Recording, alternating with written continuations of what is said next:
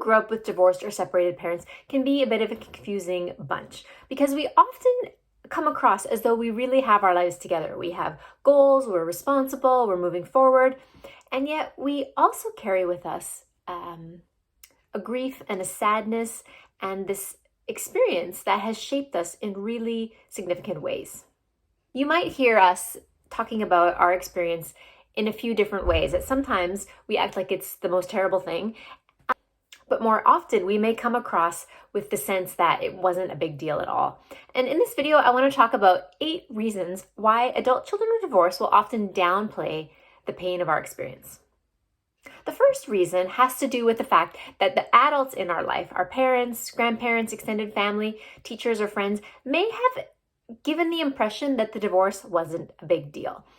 They might have said things like, well, it's just meant to be, or your parents are going to be happier this way, or you just got to move forward and work with what you have.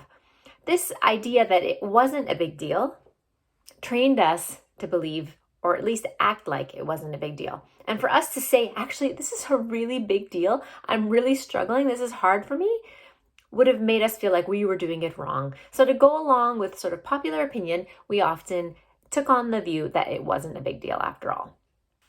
A second reason we often downplayed and continue to downplay the impact of this experience is we don't want to hurt our parents. We could tell that our parents were struggling. We saw their tears, their anger, their frustration, their sadness, their stress, and so we didn't want to add to that by complaining or by telling them that we were really struggling. So we just kind of pushed it down and tried to ignore it the best that we could. A third reason children who grew up with divorced or separated parents might act like it's not a big deal is we didn't want to draw attention to ourselves. This was a part of our life that we were confused by, maybe ashamed of, or we found uncomfortable to talk about. So we thought if we just don't talk about it, if we just ignore it and act like everything is fine and normal and no big deal, we can carry on with a life that hasn't changed very much. Or at least we won't have people kind of gossiping about us or talking about us or feeling sorry for us or looking at us differently. We did the best we could to not draw attention to ourselves and to just keep things as they've always been. A fourth reason that we don't draw a lot of attention to it or we downplay it is because it happened a long time ago.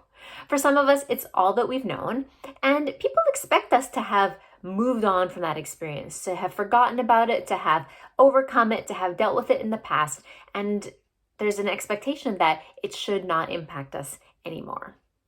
And this can add to the pressure that we feel. We feel like, yeah, come on, I should be over it by now. I shouldn't be worried about it. I shouldn't be thinking about it. I still shouldn't have this part of my emotional life or my thoughts, my feelings, my experiences. A fifth reason is that it was rare for people to ask us about how we were doing and about how things were going in a way that we actually felt safe or allowed to talk about our pains and struggles. There may not have been many people in our lives who were able to hold space for us, who were actually able to hear or listen to our struggles without quickly trying to tell us what to do, give us advice, or tell us to get over it. So we learned to just brush it off. If people asked us how we were doing, what we were feeling, what we were thinking, we'd just say, it's fine, it's no big deal, all good, and we would just carry on.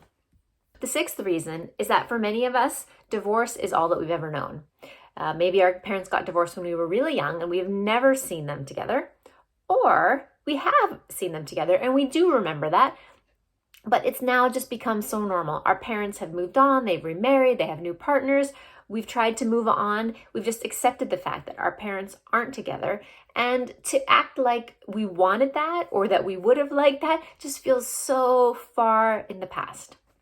A seventh reason is that we didn't have the support we needed at that time in our childhood to deal with our pain. So we just decided to ignore it. We just pushed it aside, let it be, and pretended that it wasn't impacting us in any way. And the eighth reason we may tend to downplay the pain of our experience is because somewhere deep inside, we do realize or we are afraid that maybe our parents' divorce really has impacted us in significant ways. And so to admit that, or to reveal that, or to look at that could open a really difficult can of worms that we're just not prepared to look at. So we ignore it, we push it down, we brush it off, because that's worked for us till now. So these are a few reasons why adult children of divorced or separated parents may downplay the pain of their parents' breakup. I'd love to hear your thoughts. If you would add anything to those reasons, to that list of reasons. And if you grew up with divorced or separated parents, I'd love to hear about your experience. Can you relate to any of these?